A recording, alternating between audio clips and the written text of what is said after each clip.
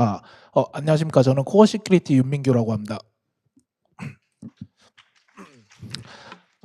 오늘은 저희 의료기기, 그러니까 헬스케어에서 사용되는 의료기기 사이버 보안 인증, 그중 미국에서 운영되는 이제 이스타, 올해 바뀐 이스타에 대해서 내용을 설명을 드리도록 하겠습니다. 일단 의료기기가 지금 좀 많이 보안이 흐름이 좀 많이 바뀌고 있습니다. 전반적으로 작년부터 이제 니스트나 아니면 FDA에서도 올해 가이드라인이 배포가 됐는데 의료기기의 TPLC가 중요하다라는 가이드가 엄청 많이 나오고 있습니다. 이게 어떤 걸 의미를 하냐면 실제로 FDA에서는 그 전에 프리마켓 그리고 포스트마켓 두 개의 관점에서 이제 사이버 보안 가이드가 제공이 되고 있었습니다. 근데 이제는 전체 생명 주기에 대해서 보안을 고려를 하고 이제 안전한 설계, 시큐어 바이 디자인부터 이제 설계를 하자라는 중요성을 강조를 하기 시작을 했습니다. 그래서 현재 FDA에서는 TPLC에 대한 가이드라인도 존재를 하고 그 가이드라인에는 이제 프리마켓에서 어떤 행동을 해야 되고 그 다음에 포스트 마켓에서는 어떤 행동을 해야 되는지 전체 설계부터 이제 배포, 폐기, 그러니까 EOS까지 어떻게 해야 되는지 전체에 대해서 보안적으로 안전하고 이제 신뢰성을 할 수 있는 보안 프레임워크가 지금 많이 요구를 하고 있습니다. 이게 이렇게 된 이유가 어떤 이유로 이렇게 지금 TPLC가 강조가 되고 있냐면 현재 사이버 보안의 트렌드를 보시면 기존에 있던 위협을 탐지하고 이제 차단하고 식별하고 이런 거는 기본적인 보안 솔루션들이 웬만하면 지금은 다 해줍니다. 왜냐면 10년, 20년간 개발해왔던 IOC 그러니까 침해 사고 지표들, 악성 코드의 특징 이런 것들은 이미 엄청난 속도로 공개를 하고 있고 엄청난 속도로 서로 공유를 하고 있습니다. 근데 제일 중요한 거는 침해 사고를 당해서 이 침해 사고를 어떻게 복구를 할 것이냐 이거에 대한 관점이 작년부터 이제 많이 대두가 되고 있고 이걸 기반으로 먼저 움직이기 시작한 게 EU 지금 올해 이제 공개가 될 건데 EU CRA 법이 이제 의무화가 되면서 사이버 레질리언스 액트가 공개되면서 27년도부터는 27년도 12월부터는 CRA가 의무화가 됩니다.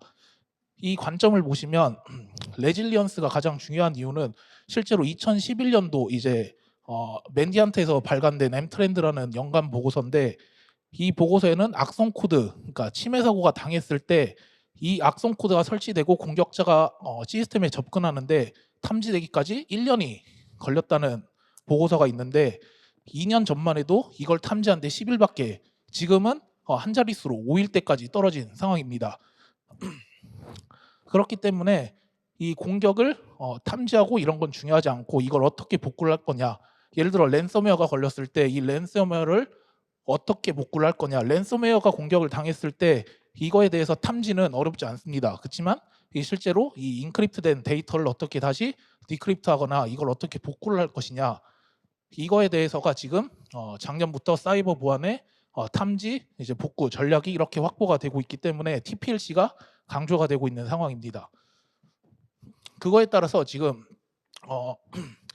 FDA에서 의료기기를 이제 인증을 하기 위해서 510K라는 프로그램이 존재를 하는데 이 이스타는 원래 있었습니다. 510K의 인증을 위해서 이스타라고 일렉트로닉 서브미션 템플릿을 제출을 하는 그런 프로그램인데 이 프로그램에서 24년도 작년부터 이제 사이버 시큐리티 부분이 이제 20개 정도가 추가가 됐습니다. 기존에 없었던 프리마켓에 대해서 사이버 보안 요구사항이 생겨버렸고 이거에 대해서 버전이 공개가 되고 지금 작년부터 많은 기업들이 미국에 이제 FDA 수출을 하기 위해서는 사이버 보안 문서를 제출을 해야 되고 기존에 510K 인증을 받은 제품들도 올해 이제 사이버 보안 내용에 대한 문서를 업데이트해서 추가 제출을 해야 되는 그런 상황이 되고 있습니다. 한국에서는 지금 식약처에서 사이버 보안 의료기기 심사 가이드 허가가 존재를 하고 그걸 이어서 이제 키사에서 운영되는 IoT 보안 심사가 존재를 하고 있긴 합니다.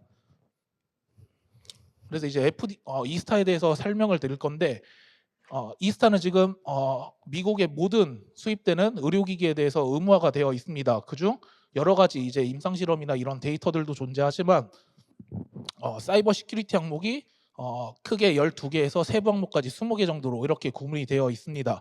가장 중요한 거는 TPLC 기반으로 이제 사이버 리스크, 사이버 시큐리티 리스크를 어떻게 관리를 할 것이냐라는 항목들에 대해서 레포트, 그리고 리스크 매니지먼트, 그리고 스랩 모델링, 그리고 어세스먼트, 그리고 최근에 많이 모든 분야에 이슈가 되고 있는 상황입니다. SBAM. SBAM은 지금 국가에서도 TF팀을 만들어서 공급망 보안을 관리를 하고 있는 추세이긴 합니다. 이게 나왔던 이유가 로그4j가 발견이 되면서 엄청난 공급망 공격으로 많은 시스템들이 파괴가 되고 공격이 들어와서 그 이후로 한국에서도 이제 S밤이 의무화가 될 추세를 갖고 있긴 합니다. 그리고 기본적으로 들어가는 매트릭 컨트롤 테스팅, 그리고 라벨링, 그리고 시스템을 한 번에 볼 수 있는 아키텍처 뷰, 그리고 그다음에 이상 징후에 대한 평가, 이런 항목들이 있습니다. 상세한 내용들은 뒤로 가면서 설명을 드리도록 하겠습니다. 이게 저희가 이스타 컨설팅을 하면서 의료기기 이스타 문서를 준비를 하고, 그리고 서브미션 하고, 그리고 이게 등록이 되는 과정까지 해서 저희가 만든 저희만의 문서를 만들어내는 프로세스입니다. 처음에 가장 중요한 거는 이 의료기기든 시스템이든 요구사항을 분석을 해야 됩니다. 이게 어떤 말이냐면 펑션 포인트를 분석을 해야 됩니다. 왜 그러냐면 이 의료기기, 의료 시스템이 어떤 행동을 하는지 정확히 알아야지 어떤 부분에서 이제 리스크고 스렛이 발견이 될 거라고 저희가 생각을 하고 있기 때문에 그걸 설계 기반 문서로 해도 되고 저희가 직접 분석을 하기도 합니다. 그러면서 리스크 매니지먼트를 어떻게 할 것인가에 대해서 프로세스를 수립을 하고, 그거에 대해서 수립된 플랜에 대해서 리스크 평가, 그러니까 이밸류에이션을 진행을 합니다. 그렇게 해서 기본적으로 의료기기가 프리마켓에서 어떻게 이제 보안 관리 위한 활동을 할 것인가에 대해서 정의를 하고, 그 이후로는 이제 일반적으로 아시는 보안 테스팅을 진행을 하고 정적 분석을 하고 동적 분석을 하고 존재하는 취약점들을 식별을 하게 됩니다. 그리고 그거에 대해서 저희가 다시 리스크 매니지먼트와 관련된 문서들을 업데이트를 하고 최종적으로 보통 소요되는 시간이 의료기기든 시스템마다 다른데 저희가 작년에 개발을 해가지고 어느 정도 일부 지금 자동화 프로그램을 만들어 놓고 일부 필요한 문서들은 자동으로 작성을 하고 있어서 보통 2주에서 한 달 정도면 이스타 문서를 만들어내는데 소요가 그렇게 그 정도로 걸립니다. 그래서 가장 중요한 이 지금 스랩 모델링은 어느 부분에서도 가장 중요한 요소로 컴포넌트로 지금 정의가 되고 있습니다. 왜 그러냐면 스랩 모델링은 1990년대부터 시작된 보안 쪽에서 나온 이제 설계와 관련된 이제 방법론인데 실제로 지금 TPLC고 그리고 레질리언스가 중요하다 보니까 나 자신을 알자, 나 자신의 위험을 먼저 식별을 하자, 이런 관점에서 지금 모든 의료든 산업, 어떤 산업이든 스랩 모델링을 먼저 의무적으로 제출을 해라라는 요구사항들이 많이 나오고 있습니다. 그래서 스랩 모델링이 어떤 거냐면 이 시스템의 어떤 기능인지 파악을 하고 이 시스템에 있는 펑션, 그러니까 프로세스든 어떤 기능들에 대해서 위험이 어떤 게 존재를 하고 우리는 그 위험을 이렇게 식별을 했고 그거에 대해서 어떤 미티게이션 전략을 갖고 있습니다라고 제출을 하는 그런 문서라고 생각을 하시면 됩니다. 그렇기 때문에 가장 먼저 그 의료기기의 기능을 분석을 해서 저희가 기능 펑션 포인트에 대해서 분석을 한 다음에 보호해야 될 자산 어셋을 정의를 하고 그거에 따라서 어떤 프로세스가 발생을 하는 거에 따라서 어떤 개인정보든 의료정보든 어떤 데이터의 플로우가 발생을 하게 됩니다.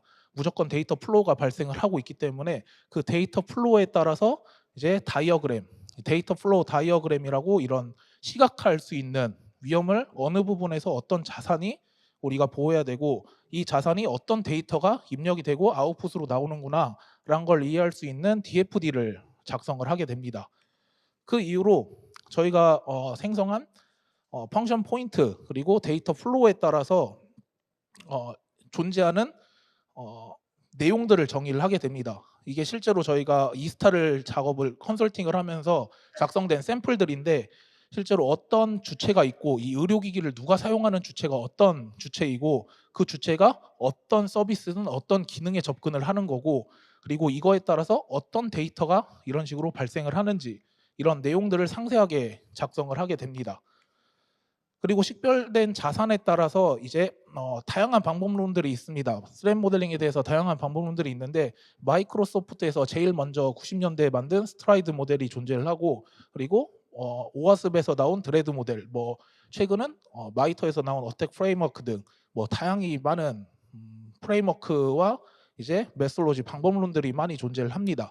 그래서 그거에 따라서 저희가 존재하는 자산이나 이제 데이터에 따라서 위협을 식별을 하게 됩니다. 예를 들어 암호화를 하지 않고 HTTP 통신을 한다. 그러면 이거에 대해서 어떤 위협들이 발생이 가능하고 이거에 따라서 우리는 위협을 가장 중요한 항목이 저희가 하면서 많이 서버 미션을 하면서 많이 이제 수정사항으로 전달을 받았던 게 FDA 통해서 이제 이 위협에 대한 상태 여부를 어떻게 관리를 할 것인가 이거에 대한 문의가 상당히 많았습니다. 식별은 했지만 이걸 어떻게 제거를 할 거냐, 미티게이션을 할 거냐, 아니면 어셉해서 수용해서 우리는 그냥 이걸 안고 갈 거다. 아니다, 우리는 이거를 회피를 할 거다.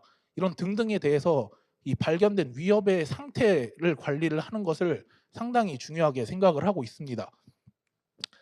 그리고 발견된 위협에 따라서 이제 미티게이션, 보안 전략을 이제 수립을 하게 됩니다. 그래서 이렇게 해서 스랩 모델링이 나오면 제일 먼저 하는 게 스랩 모델링이어서 그 이후로 이제 스랩 모델링 기반으로 모든 문서들이 작업이 됩니다. 모든 요구사항 항목들에 대해서 내용들이 이제 구성이 되고 그래서 그 다음에 저희가 하는 게 요구하는 게 아키텍처 뷰를 FDA에서 요구를 합니다. 아키텍처 뷰는 이제 실제로 시스템이 어떻게 작동을 하고 의료기기가 있으면 어떤 시스템과 연동이 되고 이런 연동에 따라서 어떤 상황들이 발생이 하냐 그리고 그거에 대해서 보안 대책을 어떻게 플로우를 잡았냐 이런 식의 내용들이 많이 존재를 합니다. 그래서 요구하는 게 글로벌 시스템 뷰랑 멀티 페이션 뷰 그리고 업데이트 뷰랑 그 다음에 시큐리티 보안 사이버 시큐리티 케이스를 어떻게 만들었냐 이런 케이스들을 요구를 합니다. 그리고 그 다음에 해야 되는 게 리스크 어세스먼트 이밸류에이션을 진행을 합니다. 그 위험에 대해서 이제 어떻게 우리가 평가를 했고 이 위협의 아까 말했던 그 위협의 상태 관리에 대한 근거 내용이라고 생각을 하시면 됩니다. 실제로 어택이 발생을 했을 때 우리는 이거를 이미 제거를 했다. 아니다. 우리는 이걸 안고 다른 보안 솔루션으로 연동을 할 거다. 아니다. 우리는 매뉴얼로 사용자들에게 보안 설정 가이드를 제공을 할 거다. 이런 등등의 이제 자신들이 갖고 있는 위협을 평가를 하고 CVSS 같은 이제 스코어링 시스템을 통해 가지고 위험에 대해 평가를 진행을 하게 됩니다. 그리고 가장 중요한 게 이제 존재하는 잔여 위험을 어떻게 관리를 하고 어떻게 트래킹할 거냐라는 내용들이 이런 식으로 구성이 돼야 됩니다. 식별된 위협에 대해서 이거는 공격자가 악용이 불가능하다. 그렇기 때문에 우리는 어셉을 하고 수용을 할 거다. 아니다. 우리는 이 공격이 무조건 발생을 해서 다른 시스템에도 연동이 된다. 그러면 이제 우리는 이거를 패치를 할 거기 때문에 프로그레스 진행 중이다. 뭐 이런 식으로 해서 위험 점수들을 하고 이거에 대한 상태 내용들을 상세히 제출을 해야 됩니다. 그리고 가장 중요한 SBAM 이게 지금 현재 보안 쪽에서 많이 유행이 된 지 좀 됐는데 모르시는 분들도 있을 것 같아서 소프트웨어 빌 오브 머테리얼이라고 실제로 빌 오브 머테리얼은 이제 산업 용어로 사용이 됐었습니다. 밤은 산업 용어로 사용이 됐는데 이 소프트웨어를 구성하는 모든 구성 요소 오픈 소스 라이브러리 아니면 상용 라이브러리에 대한 모든 정보를 기록을 하고 있는 내용입니다.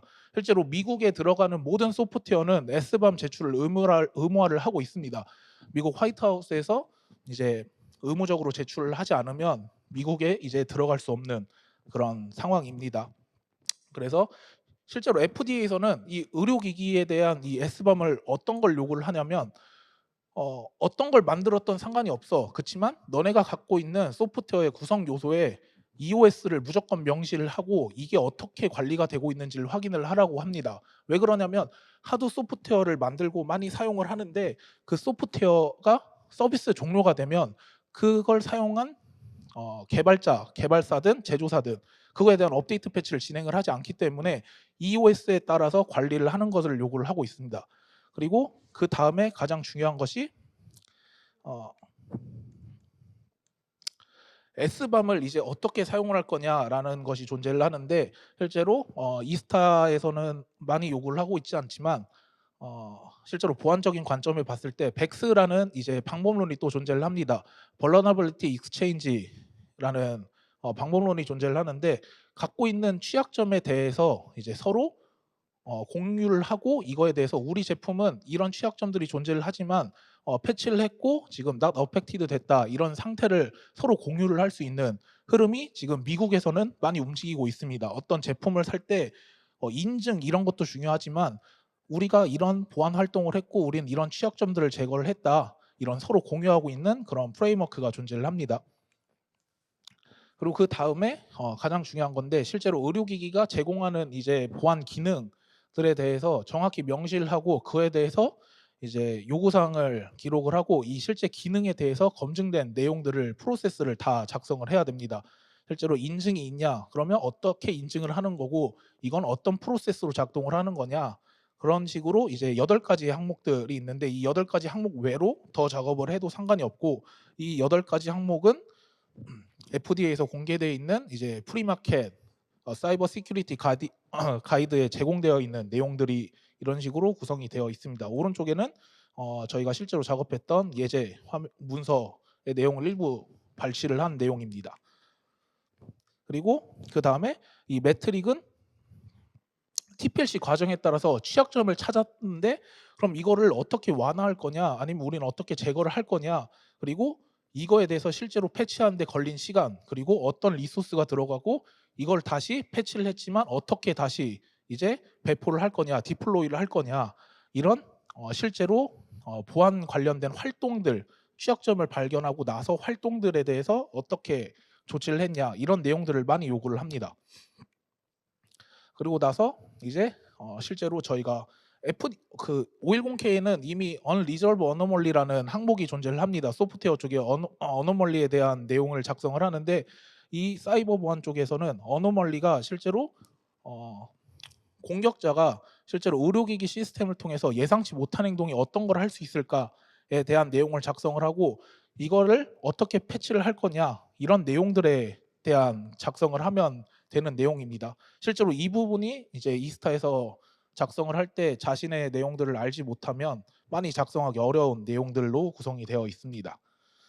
그 다음에 실제로 이 라벨링은 물리적으로 이제 제공되는 내용이라서 실제로 의료기기든 의료 시스템이든 어디에 이런 보안적인 내용들을 공개를 해야 된다. 못하면 가이드에 무조건 매뉴얼에 무조건 공개를 해야 된다라고 명확하게 명시가 되어 있습니다.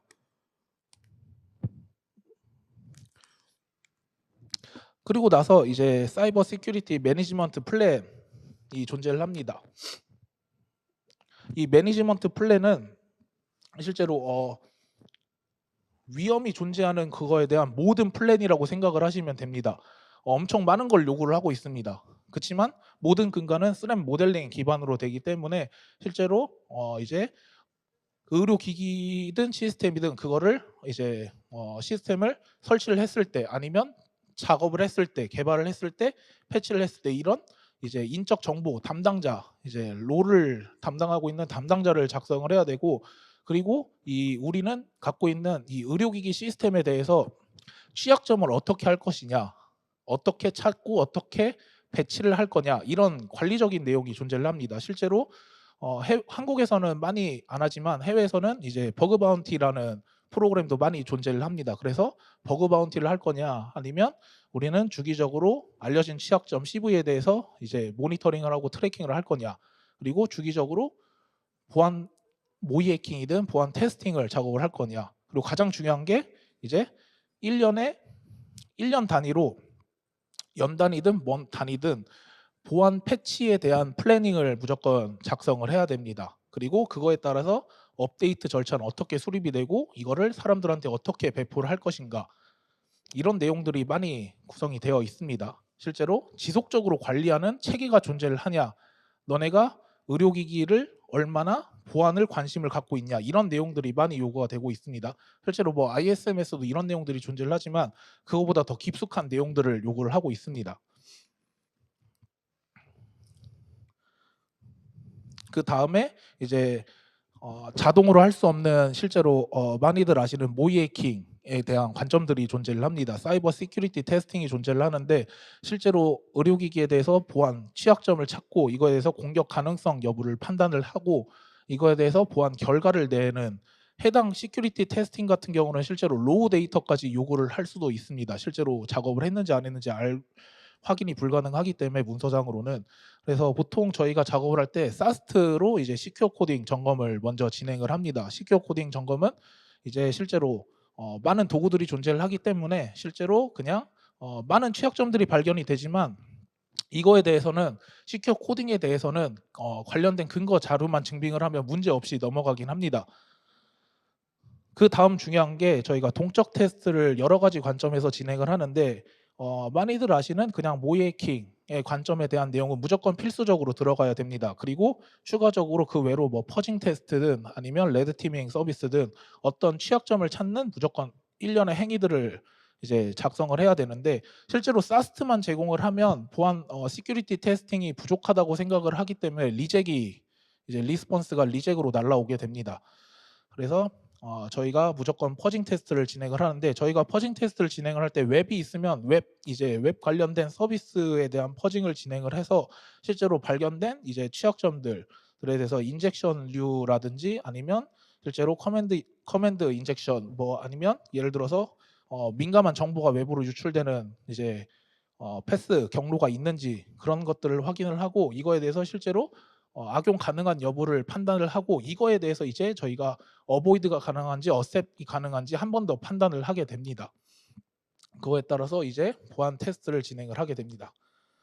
그리고 그 다음에 이게 상당히 이게 실제로도 보안 쪽에서도 단순 모이해킹은 수십 년 전부터 인력으로 돌아가는 그런 느낌의 보안 테스팅입니다. 실제로 정해진 규칙에 따라서 정해진 체크리스트에 따라서 뭐 20개의 체크리스트가 있으면 20개의 체크리스트만 확인을 하고 그거에 대해서 보안 테스트하고 결과 뽑고 이런 식으로 작업을 하게 됩니다. 정말 그냥 의미 없는 활동이라고 생각을 하시면 될 것 같습니다. 매년 하는 거는 저는 의미가 없다고 생각을 하고 그래서 몇 년 전부터 해외는 많이 작업이 되고 있지만 국내는 많이 안 되고 있습니다. 그 금액적인 비용이라든지 아니면 제가 옛날에 그 의료 대학병원에서 레드팀 점검을 하려고 했는데 실제로 접근을 할 수가 없기 때문에 할 수가 없다. 그래서 제가 테스트베드 쪽에서 진행을 한 적이 있는데 실제로 레드팀 기반의 이제 모의 침투가 많이 떠오르고 있긴 합니다. 실제로 단순 기기나 이런 걸 점검을 하는 것이 아니라 시스템, 그러니까 서비스가 제공되는 풀 인프라 네트워크에서 이제 알려지지 않은 그러니까 블랙 박스에서 이제 보안 테스트를 진행을 하는 겁니다. 실제로 어떤 시스템을 접근을 할 때 저희가 스피어 피싱 메일을 보낸다든지 아니면 사용자에 대해서 뭐 USB 동굴을 그냥 PC에 꽂는다든지 이런 식으로 이제 소셜 엔지니어링 기법으로 이제 이니셜 액세스를 하거나 뭐 그런 식으로 하는데 이걸 할 때 무조건 공격 시나리오가 나오게 됩니다. 전체적인 공격 플로우가 나오고 그래서 저희가 이스타에 대해서 레드팀 기반 모의 침투를 할 때는 무조건 그 테스트 할 수 있는 전체 시스템이 있고 그 위에서 저희가 작업을 하게 됩니다. 그래서 이 부분 같은 경우는 이제 인프라 사이즈에 따라서 많이 다르지만 실제로 할 때 이제 공격을 하고 악성 코드를 설치를 하고 중요 데이터까지 외부로 유출하고 뭐 이런 식으로 해서 진행을 하게 되는데 이게 지금 가장 보안 쪽에서 많이 옛날부터 뜨고 있는 이유가 실제로 병원 인프라 시스템에 EDR이든 방화벽을 설치를 하셨을 때 이 장비가 정확히 얼마나 탐지를 하는 걸까? 이 보안 솔루션이 얼마나 보안성을 갖고 있을까? 이거에 대한 평가를 진행을 할 때도 레드팀 기반으로 점검을 합니다. 예를 들어서 EDR이든 방화벽이든 어떤 솔루션이 이제 배치가 되어 있는데 그걸 우회를 해서 공격을 성공을 했다. 그러면 그 보안 솔루션은 이제 그 부분에 대해서 이제 보안 조치가 들어가야 되고 기능 개선이 필요하기 때문에 실제로 보안 솔루션 제품들에 대해서 성능 평가를 할 때 레드팀 기반으로 이제 평가를 진행을 합니다. 그래서 전체적으로 그 의료 기기뿐만 아니라 의료 기기가 이제 연동되는 모든 시스템에 대해서 보안성을 평가를 하고 얼마나 어떤 부분이 취약한지 어떤 부분에 대해서 보안성의 개선 내용들이 필요한지 이런 내용들이 추가가 되어 있습니다.